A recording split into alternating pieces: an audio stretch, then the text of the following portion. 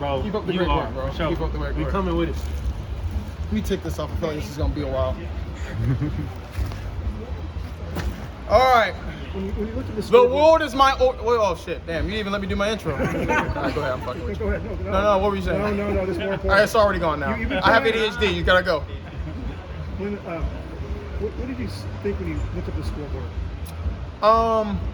Well, yeah, I was kind of mad at myself because for the first time in a long time I hit a hurdle and I kind of threw off my rhythm. But I knew what type of pace I was on, so I know it's there. So we just continue to work, continue to freshen up, sharpen our knives, and get ready for next week. Which hurdle did you? 8th. Should have known that.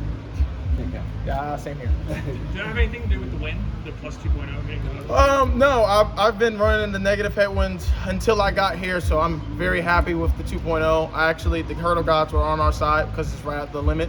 So I'm not going to complain. I'll take the 12.8, my second 12.8 of my career. I think that's my second fastest time, and then the 12.92 was my third fastest time, and then the 12.96 was like tied for my fourth. So this whole weekend has been nothing but great for me.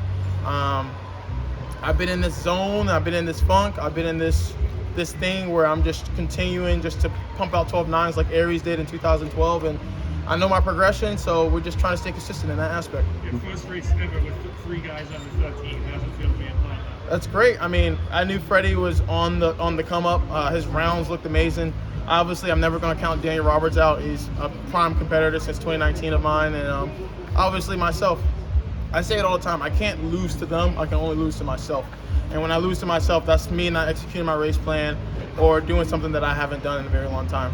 Grant, to that extent, I mean, how exciting is it, the possibility, we've seen it with the women, like if 3 guys running in a 13, yeah, like, let's talk about a podium sweep, man. Yeah, I mean, we've already put it out there. I think Daniel and Freddie have probably already thought about it once we just came through that finish line with all the sub-13s that we had. Obviously, they just PR'd. I didn't PR, but ran season's best. So we're right where we need to be. Not speaking for myself, not speaking for them, but speaking for myself. I think we're exactly where we need to be. Obviously, my training with Coach Holloway and Sean Burke has been going crazy great right now. So we're gonna celebrate this moment. Obviously, tomorrow is a new day, so we wipe off and see what we can do, see what we can't, see what we can do better, see what we need to fix, and we'll be back at it next week. How do you feel to be in that conversation with an Aries Marriott or an Alan Johnson who have consistently run sub-13s through their career? Yeah, I mean, that's for you guys, but my goal is just to continue just to stay great. Each year I've done what I need to do to stay in the relevant, to stay in the now. I think the biggest thing is for me is just continuing to, better myself. I let you guys write the articles about who's running fast and who's not. My main goal at the end of the day is to worry about Grant Holloway and Grant Holloway only, regardless if it's someone who just ran fast, regardless if it's someone in the past that's ran fast. My goal is to always stay focused on myself. As long as I can take care of my 51 steps in my race, I feel like I'm untouchable. Who was the little boy you picked up? Is that the same little guy you Say that again? Who was the little guy you picked up at the end? Oh, that was Chase. So Chase and I go back way to 2018, 2019. He's been watching me since college. He's been at almost all my races here in the United States. So for me to share that moment with him, I think that's something that will stick with him for the rest of his life. Chase has been tremendous, a fan of mine. For those who don't know, Trace was the one I gave fist bumps to at the end of my first run when I ran 12.92. He told me, I told him, I said, once we do what we have to do, you come on the big stage with me. And to share that moment with him on NBC, I think he'll look back at it and say, like, this is pretty cool. How'd you meet him? Chase, C-H-A-S? Yes. How'd you meet him? Same way I met everybody else, me talking too damn much.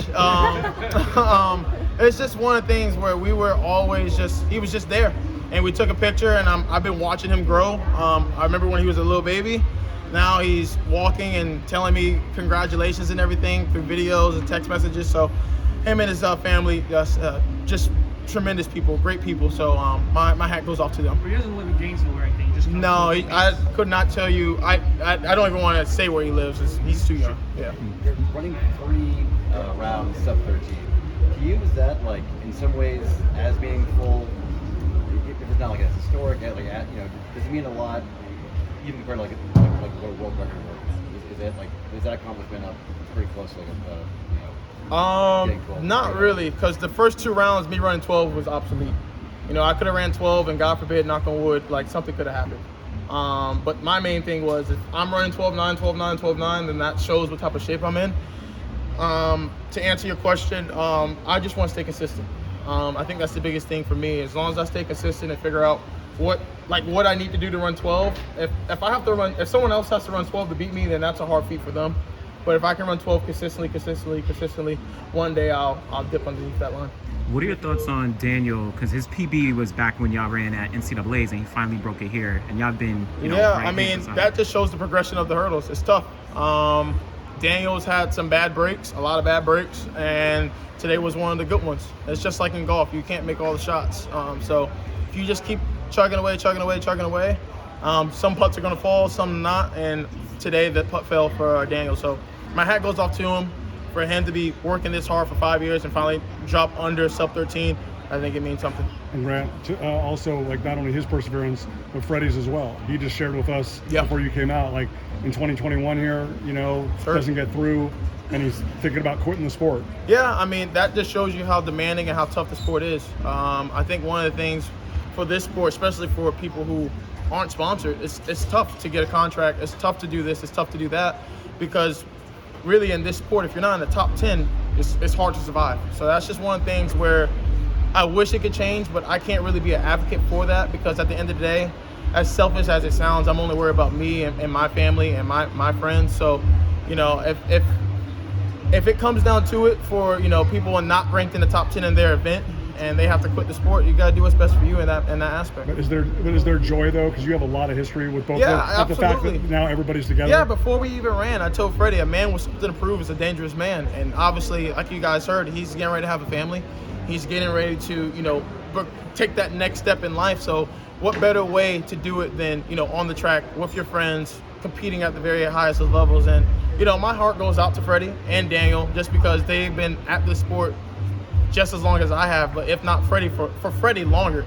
So for him to finally make this team, beat some people that were quote unquote supposed to make the team or scheduled to make the team, it just shows the world that this sport is very hard, especially in this event. Grant, now that you're on the other side, job done, heading to Paris, can you compare your mentality heading into Paris versus heading into Tokyo? Yeah, I was young, dumb, and full of cum back in 2021. So I think one of the things now is I'm a little bit more mature.